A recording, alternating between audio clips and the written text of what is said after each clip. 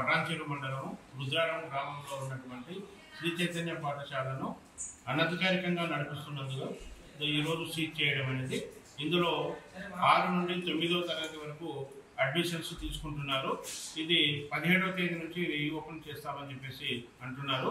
దీనికి సంబంధించినటువంటి fees structures కూడా మనం అడిగి తెలుసుకున్న వివరాల ప్రకారము 6వ తరగతికి 1,90,000, పై తరగతులకు వెళ్లే కొద్దీ అమౌంట్ పెరుగుతూ పోతుందని తెలియజేశారు. రెసిడెన్షియల్ అయితే 1,90,000, సెమీ రెసిడెన్షియల్ అయితే 1,80,000, తర్వాత మామూలుగా రెసిడెన్షియల్ కాకుండా డే స్కాలర్ అయినట్లయితే 1,60,000 అని చెప్పేసి తెలియజేయడం జరిగింది.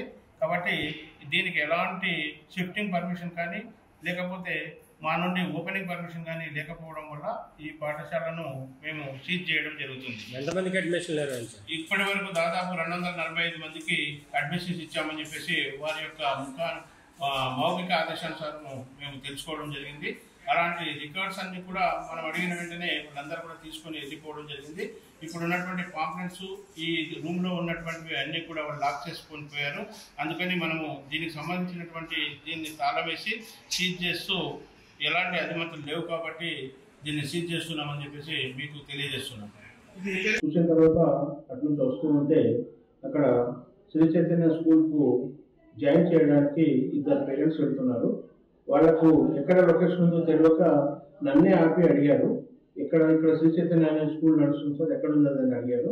నాకు కూడా ఐడియా లేదు. లేదు సార్ ఇక్కడే ఉందంట అని చెప్పారు. అది అందులో జూనియర్ కాలేజ్ కూడా ఉందని చెప్పేసి అడిగారు. జూనియర్ కాలేజ్ అంటే ఇక్కడే ఉన్నది, ఇక్కడ జూనియర్ కాలేజ్ రుద్రారంలో ఉన్నది. ఇంతకుముందు గీతం ఉన్న కాలేజ్ని వాళ్ళు శ్రీ చైతన్య జూనియర్ కాలేజ్గా నడుపుతున్నారు, అది ఉన్నది వాస్తవం అని చెప్పాను. అందులోనే స్కూల్ అని చెప్పి లోపల చెప్పారు. వాళ్ళు చెప్పినటువంటి విషయాన్ని ఆసరా చేసుకుని వాళ్ళు వెళ్ళిన తర్వాత నేను కూడా అక్కడికి వెళ్ళడం జరిగింది. వెళ్ళినప్పుడు అక్కడ రియల్గానే అడ్మిషన్స్ నడుస్తున్నాయి. పేరెంట్స్ని మభ్యపెట్టి వాళ్ళు 6th క్లాసు రెసిడెన్షియల్ అయినట్లయితే 1,90,000, సెమీ రెసిడెన్షియల్ అయినట్లయితే 1,80,000, అదేవిధంగా డే స్కాలర్ అయినట్లయితే 1,60,000 అని చెప్పేసి మాట్లాడి ఉన్న విద్యార్థులందరినీ కూడా జాయిన్ చేసుకోవడం జరుగుతున్నది. అందులో దాదాపు 245 విద్యార్థులను జాయిన్ చేసుకున్నట్టుగా వారి యొక్క మౌఖిక ఆదేశానుసారం వినడం జరిగింది.